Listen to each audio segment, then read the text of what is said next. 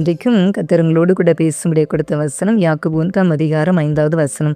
உங்களில் ஒருவன் ஞானத்தில் குறைவுள்ளவனாய் இருந்தால் அவருக்கும் சம்பரணமாய் கொடுக்கிறவரும் ஒருவரையும் கடிந்து கொள்ளாதவருமாகிய தேவனிடத்தில் கேட்க கடவன் என்று சொல்லி இந்த வசனம் சொல்கிறது. இன்றைக்கு கேட்டுக்கொண்டிருக்கிற குடும்பத்தின் பிள்ளைகளாகி உங்கள் ஒவ்வொருவரோடு கூட கர்த்தர் பேசுகின்றார். பிரியமானவர்களே, இயேசு கிறிஸ்துவே அந்த ஞானத்தை தருகிறவர் என்று சொல்லி வேதம் சொல்கிறது. அவருக்குள்ள ஞானம், அறிவு என்பவைகளாகிய பொக்கிஷங்கள் எல்லாம் அடங்கியிருக்கிறது. பிரியமானவர்களே, இந்த ஞானத்தை யாரெல்லாம் கேட்குறாங்களோ அவர்களுக்கெல்லாம் கர்த்தர் அவருடைய பிள்ளைகளுக்கு அன்போடு கொடுக்கின்றார் இந்த ஞானத்தை. சாலமோன் ராஜா கூட இந்த இளம் வயதிலே ராஜாவான போது கர்த்தரிடத்தில் தேசத்தை அரசாளக்கூடிய ஞானம் வேண்டும் ஆண்டவரே என்று சொல்லி கேட்கின்றார். பாருங்க, கர்த்தருடைய பார்வையில் அது சிறந்த ஒரு வேண்டுதலாக இருந்ததுனால கர்த்தர் மனதுரிக அளவற்ற ஞானத்தை சாலமோனுக்கு கொடுத்தார். அந்த ஞானத்தினால தான் சாலமோன் 40 வருடங்கள் இஸ்ரவேல் தேசத்தை அரசாண்டார். பிரியமானவர்களே, அந்த ஞானத்தின் விளைவாகத்தான் தேசமும் சமாதானம் உள்ளதாய் காணப்பட்டது என்று சொல்லி வாசிக்கிறோம்.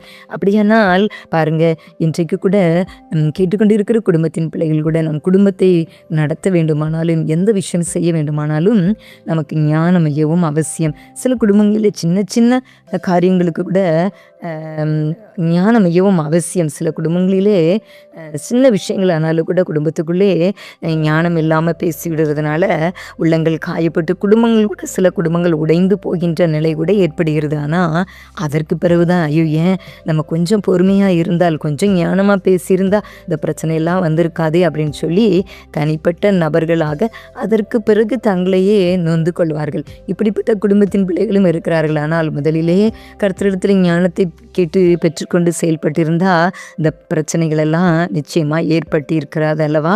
அப்படியானால் இன்றைக்கும் கூட வீட்டை கட்ட வேண்டுமானாலும், யாரிடத்திலும் ஞானமாய் பேச வேண்டுமானாலும் நிச்சயமாக கர்த்தர் ஞானத்தை நமக்கு கொடுக்கும் பொழுது, நாம் ஞானத்தோடு பேசும்போது, ஞானமாய் குடும்பத்தை நடக்கும் பொழுது, குடும்பத்தில் உள்ள நபர்களோடு கூட நாம் பேசி பழகும் பொழுது நிச்சயமாகவே ஒரு சமாதானம் உண்டாகும். அப்படின்னா அதில் அந்த ஞானம் நமக்கு மிகவும் அவசியம். பிரியமானவர்களே, கர்த்தரே சொல்லியிருக்கிறார் அல்லவா, நீ ஞானத்தில் குறைவுள்ளவங்களாக இருந்தால் என்னிடத்தில் கேளுங்க, நான் தான் உங்களுக்கு கொடுப்பேன்னு சொல்லியிருக்கிறார் அல்லவா. அதனால் ஒருவேளை நீங்கள் கேட்டுக்கொண்டிருக்கிற குடும்பத்தின் பிள்ளைகள் கூட ஒருவேளை நீங்கள் இதுவரையில் அப்படி நினச்சிருக்கலாம், ஐயோ நான் ஞானம் இல்லாமல் நடந்துட்டனோ, ஞானம் இல்லாமல் அந்த காரியத்தை நான் செஞ்சிட்டனோ, அதனால் இப்படிப்பட்ட ஒரு சூழ்நிலை ஏற்பட்டு விட்டதோ, இப்படிப்பட்ட ஒரு பிரச்சனைகள், நெருக்கங்கள், கண்ணீர்கள் சூழ்ந்து கொண்டதோ அப்படி கூட நீங்கள் நினைக்கலாம். ஆனால் இன்றைக்கு வந்து செய்யுங்கள்.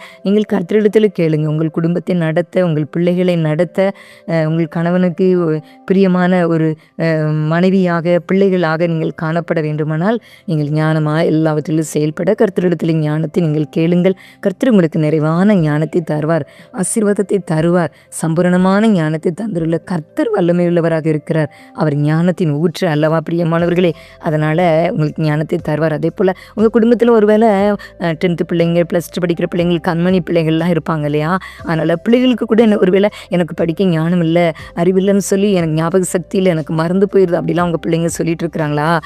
பெற்றோர்களாகி நீங்கள் கூட உங்கள் பிள்ளைகளுக்கு நீங்கள் சொல்லிக் கொடுங்க. ஒருவேளை சில பெற்றோர்கள் பிள்ளைகளிடத்தில் சொல்லி கொடுப்பாங்க, ஏசப்படத்தில் கேளு, ஏசப்பா உனக்கு ஞானத்தை தருவான்னு சொல்லி கொடுப்பாங்க. சில பெற்றோர்கள் பிள்ளைகளுக்கு ஜெபத்தை பற்றி சொல்லிக் கொடுக்க மாட்டாங்க. ஆனால் இன்றைக்கு நீங்கள் கேட்டுக்கொண்டு இருக்கிற குடும்பத்தின் பிள்ளைகள், உங்கள் பிள்ளைகளுக்கு நீங்கள் சொல்லிக் கொடுங்க, ஏசப்படத்தில் ஞானம் கேளு, அறிவு கேளு, மகளே மகனே, கர்த்தர் உனக்கு நிறைவான ஞானத்தை தருவார், அறிவை தருவார். நீ எக்ஸாமில் நல்ல மதிப்பெண்கள் எடுக்க கர்த்தர் உனக்கு கிருபை தருவார் அப்படின்னு சொல்லி கொடுங்க.